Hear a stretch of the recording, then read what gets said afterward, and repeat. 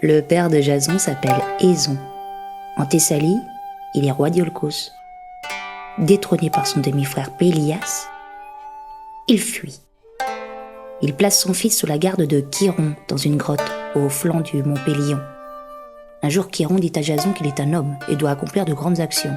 Il lui suggère de retourner à Iolcos pour remettre son père sur le trône ou de porter lui-même la couronne. Jason se met en route avec ce but bien précis en tête. En atteignant les bords du fleuve Anour, tourbillonnant et boueux, il voit une vieille femme qui lui demande de l'aide pour traverser le cours d'eau. Il accepte. À maintes reprises, sa tête est submergée et il perd une sandale. En atteignant l'autre rive, Jason découvre qu'il parle à Héra, femme de Zeus et reine des cieux. Comme il a été bon pour une vieille femme dans le besoin, elle veillera sur lui et le rassure sur sa sandale perdue. Face au roi Pélias, il remarque que celui-ci jette des regards inquiets sur son pied nu. Pélias est mal à l'aise. Le roi cédera la couronne au fils de son frère s'il sait se montrer plus apte que lui à régner. Jason le défie de tenir sa parole s'il lui ramène la toison d'or. Pélias trouve là une occasion de se débarrasser du jeune homme.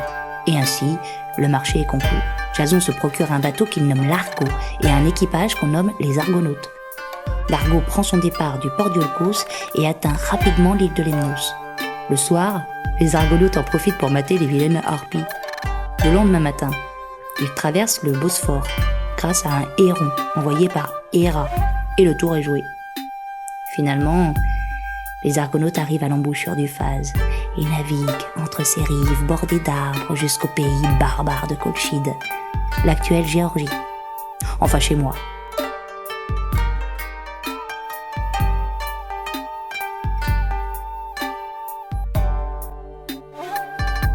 Mon père, le roi Aétès, un magicien illustre, obtient tout par la sorcellerie. Il est bien déterminé à empêcher Jason de prendre la toison d'or. Avant de tenter de l'acquérir, mon père énonce une épreuve. Jason doit attraper 2 taureaux au souffle de feu pour labourer le champ d'Arès et l'ensemencer avec des dents de dragon placées dans un casque de bronze. Jason accepte, mais j'étais là. Les yeux sombres de Jason ont gagné mon cœur et je décide de l'aider. De mon père, j'ai hérité le pouvoir magique. Sur mon conseil, Jason se frictionne tout le corps d'un onguent qui empêche le feu des taureaux de brûler.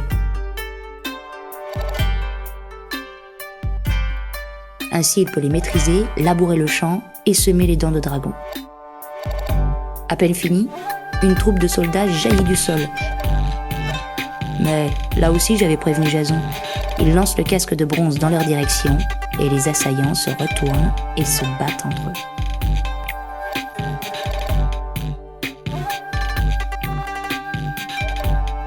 Fou de dépit, mon père projette d'envoyer ses soldats 1 heure avant l'aube, massacrer les Argonautes tandis qu'ils dormiraient dans leur bateau.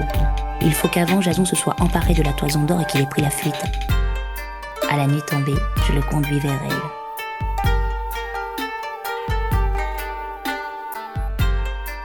En bas de l'arbre, le terrifiant dragon veille. Orphée joue de la harpe et les yeux du dragon se ferment. Jason s'empare de la toison, rapidement nous gagnons l'Argo. Mon père, découvrant le vol, se met à notre poursuite.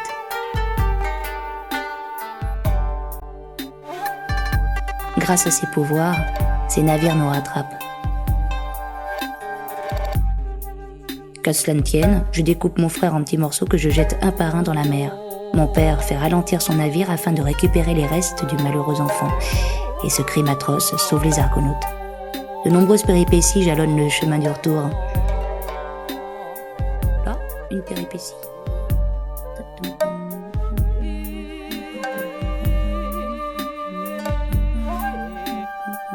Tiens, là, une autre.